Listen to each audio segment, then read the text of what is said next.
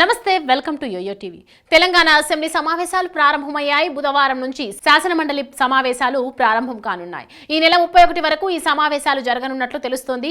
గ్యారంటీలు పక్కాగా అమలు చేస్తున్నామని అధికార పక్షం చెప్పేందుకు సమావేశాలను ఉపయోగించుకోనుండగా ప్రజా సమస్యలు పరిష్కారంలో ప్రభుత్వం విఫలమైందని, హామీలు నెరవేర్చలేదని ప్రభుత్వాన్ని ఇరుకున పెట్టేందుకు ప్రతిపక్షాలు సిద్ధమయ్యాయి. అయితే ఈ సమావేశాలకు బీఆర్ఎస్ పార్టీ అధినేత, ప్రధాన ప్రతిపక్ష నాయకుడిగా ఉన్న మాజీ ముఖ్యమంత్రి కల్వకుంట్ల చంద్రశేఖరరావు హాజరవుతున్నారని సమాచారం. ఇవాళ గవర్నర్ ప్రసంగం అనంతరం సభ బుధవారానికి వాయిదా పడింది. ఇక గురువారం తెలంగాణ బడ్జెట్ ఆర్థిక మంత్రి భట్టి విక్రమార్క ప్రవేశపెట్టనున్నారు.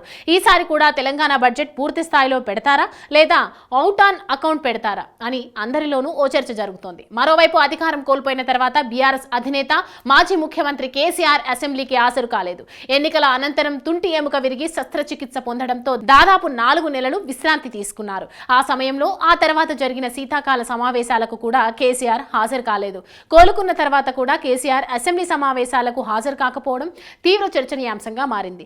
అంతేకాకుండా ప్రస్తుతం రాష్ట్రంలో పరిణామాలు వేగంగా మారుతున్నాయి. ఈ నేపథ్యంలో గులాబీ పార్టీ అధినేత, తెలంగాణ ప్రతిపక్ష నేత కల్వకుంట్ల చంద్రశేఖరరావు కీలక నిర్ణయం తీసుకున్నారు. తెలంగాణ బడ్జెట్ పెట్టే రోజు అసెంబ్లీలో అడుగు పెట్టాలని కీలక నిర్ణయం తీసుకున్నట్లు వార్తలు వస్తున్నాయి. భారీ వరద వచ్చినా కూడా మేడిగడ్డ నిలబడటంతో కేసీఆర్ కు ఊపిరి పోసినట్లయింది. దీంతో అసెంబ్లీ వేదికగా మేడిగడ్డ విషయాన్ని క్లియర్ కట్ గా చెప్పే ప్రయత్నం చేసేందుకు కేసీఆర్ సిద్ధమవుతున్నారట.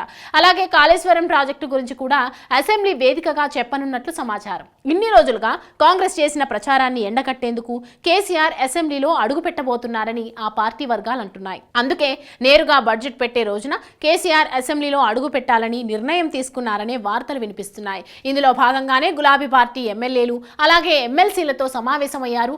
అసెంబ్లీ సమావేశాల్లో ఎలా ముందుకు వెళ్ళాలి అనే దానిపై వారితో చర్చించారు. కేసీఆర్ హాజరుతో అంతా అసెంబ్లీ సమావేశాలను ఆసక్తిగా తిలకించే అవకాశం ఉంది.